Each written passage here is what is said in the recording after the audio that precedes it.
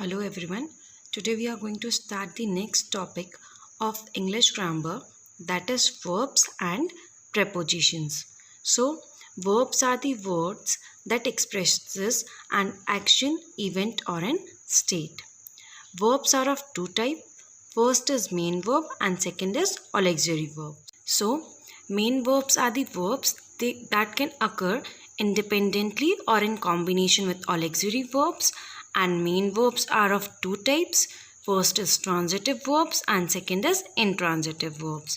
Now, transitive verbs are the verbs which need an object to complete their meaning, whereas intransitive verbs does not need any object or any other element to complete their meaning. Example of transitive verb is Radha cleans the room. Here cleans is a transitive verb and room is an object, whereas in the example of intransitive verbs, that is all of us walked fast, here walked is an intransitive verb. Now our next topic is regular and irregular verbs.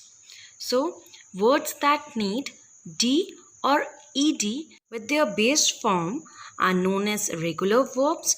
Like for example, pray. Pray is the base form and we have added ed with the base form, so it becomes like prayed. So prayed is a regular verb. Second example, look. Look is the base form and we have added ed to make it in a past tense, so it becomes like looked. So prayed, looked are some of the regular verbs. Now, irregular verbs are the words that do not need any D or ED form with their base form to form past tense. Instead of using D or ED form, we just change some alphabet of that form so that words can convert into past form. Like for example, speak. Speak has been changed into spoke when we change it into past form. Likewise, write changes to wrote in past form. Now, a last topic of verbs is auxiliary verbs. So, auxiliary verbs are also known as helping verbs and they cannot appear independently without a main verb, and all the auxiliary verbs are known as the irregular verbs. Like for example, Somesh can speak English. Here, can is an auxiliary verb and speak is the main verb. Now, auxiliary verbs can be divided into two parts. First is primary verbs and second is modal auxiliary verbs. So, primary verbs also function as the main verbs. Like for example, be, do, have, all these are some of the example of primary verbs, whereas modal or auxiliary verbs expresses possibilities, necessity, permission and predictions. Will, may, can, shall, should, could, would, might and must are some of the modal auxiliary verbs. So with this we have completed the topic verbs. Now we are going to learn about the prepositions. So prepositions are a word or a group of words used before a noun to show place, position and time.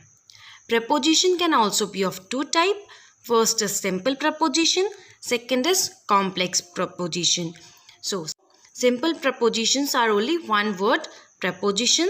Like for example, in, on, off and with are some of the simple preposition, whereas complex preposition consists of more than one word like because of, in front of, out of are some of the complex prepositions. And the important point which we need to keep in our mind while learning about preposition is that prepositions can occur in combination with verbs as phrasal verbs or as prepositional verbs. So, for an example, Mary was sitting under a tree. Here, under is an example of preposition, and in second example, I have a friend who lives in Spain. In is a preposition. So the words under and in these sentences are prepositions. Thus, prepositions are the words which shows relation between a noun and a pronoun. So with this we have completed the topic preposition. Hope the concept of prepositions and verbs is clear.